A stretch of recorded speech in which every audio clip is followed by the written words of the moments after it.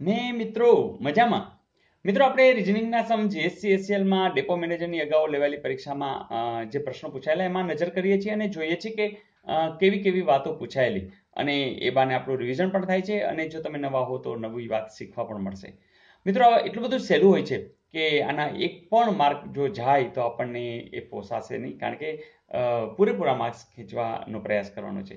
જેમ કે જો હવા બરાબર લીલું, લીલું બરાબર ભૂરો, ભૂરો બરાબર આકાશ, આકાશ બરાબર પીળો, પીળો બરાબર પાણી, પાણી બરાબર ગુલાબી હોય તો આકાશનો રંગ કેવો હોય? તો તમે ભૂરો કહી દેશો? ના. તો આકાશનો રંગ કેવો હોય? ભૂરો હોય. પણ એ જોવાનું ભૂરાની જગ્યાએ શું લખ્યું છે? આકાશ. તો એનો જવાબ શું આવશે? આકાશ. બસ ધેટ્સ ઓલ. પછી આગળ કંઈ જોવાનું નહીં.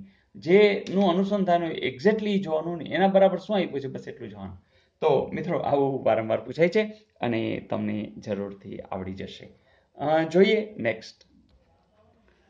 મિત્રો આ પ્રશ્નની અંદર આવું કંઈક આપેલું કે 973, 825, 461, 592 અને 789 સંખ્યાઓમાં દરેક સંખ્યામાં પ્રથમ અને બીજા અંકની એકબીજાના સ્થાને ફેરબદલી કરવામાં આવે તો નવી શૃંખલામાં આવતી તમામ સંખ્યાઓ પૈકી સૌથી નાની સંખ્યાનો છેલ્લો અંક. મિત્રો એક જ મિનિટ કહી દઉં. ઓકે, 5 આવશે. તમે કહેશો કેવી રીતે? તમે કહી શકશો. જો વાત આટલી જ હતી ને કે દરેક સંખ્યામાં પ્રથમ અને બીજા અંકની ફેરબદલી કરવાની છે. એટલે કે જો આ બે અંક છે ને એની ફેરબદલી કરો જોઈએ. એટલે 793 થયા કે નહીં? પછી તો 285 થયા કે નહીં? બરાબર, આ બેની જ બદલી કરવાની છે. પછી 641, રાઈટ. પછી તમે જ કહો 952, નવડો અહીંયા, પાછળ અહીંયા. એ જ રીતે 879. મિત્રો એને શું કીધું ખબર છે? સૌથી નાની.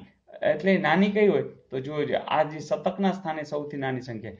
એટલે કે મેં શું કર્યું, અહીંયા જ જોઈ લીધું કે સૌથી નાનું કોણ છે, તો કે હા છે. અને એમાંય આ જે છેલ્લો અંક તો બદલાવાનો નથી, કારણ કે સૌથી નાની સંખ્યા છેલ્લો અંક એટલે એ તો કંઈ બદલાવાના નથી. તો તરત ને તરત જવાબ શું આવી જશે? આ જે 5 છે એ જ એનો જવાબ આવી જશે. તો મિત્રો આ રીતે, જેમ કે આ 285 એમાં જે છેલ્લો અંક છે કોણ છે? તો એ 5 છે. તો મિત્રો આવા સમ આવડે કે ના આવડે? તો આવા અગાઉ પૂછાયેલા અને તમને જરૂર આવડશે. તો જો તમે હા કહેતા હો તો એક હોમવર્ક આપી દો. ચાલો આપી દો. મિત્રો બહુ પ્રશ્ન મસ્ત પૂછાયેલું કે 6, 8, 8, 1, 2, 6, 8, 6, 1, 2, 3, 6, 8, 8, 1, 2, 3, 4, 6, 8, 6, 1, 2, 3, 4, 5, 6, 8. અહીંયા શું હશે? મિત્રો મસ્ત છે, આવડી જ જશે. પણ હા, તમે મને કોમેન્ટમાં જરૂરથી લખીને મોકલી જ દેજો, હે ને? તો જેથી કરીને મને ખબર પડે કે કેટલા બધા વિદ્યાર્થીઓને આવડી ગયું છે. આવડી તો જવાનું જ છે. તો યસ, હા, લાસ્ટ આપેલું હોમવર્ક જોવું છે ને? ચલો જોઈ લઈએ. મિત્રો પ્રશ્ન આવો પૂછ્યો હતો કે સોસાયટીમાં 100 મકાનોને 1 થી 100 સુધી નંબર આપવામાં આવે છે અને એમાં એકડાનો ઉપયોગ કેટલી વાર થશે? જેમ કે જો અહીંયા જ એકડો 100, એમાં એકડો બે વાર તો વપરાઈ ગયો છે. તો મિત્રો આવા એકડા કેટલી વાર વપરાય 1 થી 100 સુધીની અંદર? તો મિત્રો સાવ સિમ્પલ, આપણે પેટર્ન જ પકડી લઈ કે 1 થી 100 સુધી જવું છે. એમાં છેલ્લો અંક ધારો કે આમ 100 છે, બરાબર. 2 અંકના પણ અંક હશે, 1 અંકના પણ હશે. તો આપણે એમ વિચારતા જઈએ કે એક અંકની અંદર અથવા તો એમ વિચારી કે એકમ, દશક અને 100 એ ત્રણમાં કેવી રીતે આવે? તો તમે જ વિચારો કે ક્યાં ક્યાં આવે. તો જોજે 1, ચાલો એકમનું જ વિચારીએ તો 1, પછી 11માં જો આ 1, 21માં 1, એમ કરતાં કરતાં 91માં 1, રાઈટ. તો જોજો આવા કેટલી વાર આવ્યા? તો તમે તરત કહેશો કે સર 10 વાર આવ્યા, બરાબર. એટલે એકમના સ્થાને 10 વાર આવે.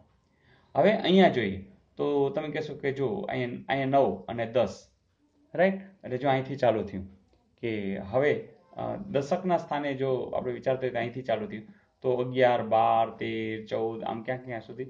19 સુધી, રાઈટ. તો અહીં 19, પછી 20માં નહીં આવે, એટલે તો અહીં કેટલી વાર આવશે? તો અહીંયા પણ 10 વાર આવશે. હવે 99 સુધી આવ્યા તો શતકનું સ્થાન તો માત્ર એક જ વાર આવે છે ને 100માં. તો આવા કેટલી વાર આવશે? તો માત્ર 1 વાર. તો ક્લિયર છે, 10 + 10 + 1 એટલે કે 21. તો 21 જવાબ છે જેને લખ્યો છે બિલકુલ સાચો છે. તો મિત્રો બગડા કેટલી વાર આવશે? તમે તરત કહેશો કે આ નહીં આવે, એટલે કે 20 વાર. તગડા 20 વાર, ચોગડા 20 વાર, નવડા 20 વાર. તો જે કંઈ પૂછે છે એ તમે સરળતાથી સહજતાથી જવાબ આપી શકશો. તો મજા આવી દોસ્તો. તો આવું પણ પૂછાય અને આવું પૂછાય તો તમને હવે આવડે પણ ખરું. મિત્રો, ઘણા બધા મિત્રો આપણા વિડીયો જોઈ રહ્યા છે અને રાજીપો પણ વ્યક્ત કરી રહ્યા છે. એ જ રીતે વિજય મારું ભાઈ કહી રહ્યા છે, ખૂબ જ સરસ અને સરળ પણ. બસ સર, આવી જ રીતે હેલ્પ કરતા રહેજો. તો મિત્રો, આ વિશેષણનો જે સરસ મજાનો વિડીયો બનાવ્યો છે જરા જોઈ લેજો. પ્લેલિસ્ટમાંથી પણ મળી જશે અને વિડીયોમાંથી પણ મળી રહેશે.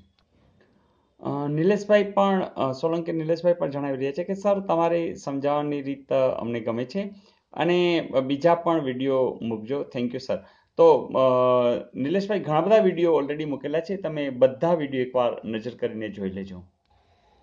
એ જ રીતે માવી રાજભાઈ કહી રહ્યા છે કે થેન્ક યુ સર, રિઝનિંગમાં તમે અકબર છો. અરે હા મિત્રો, તમારો બધાનો પ્રેમ છે અને બસ તમે બધા વિડીયો જોઈને જલ્દી જલ્દી નેક્સ્ટ નોકરીની અંદર તમે લાગી જાઓ, એવી શુભેચ્છાઓ.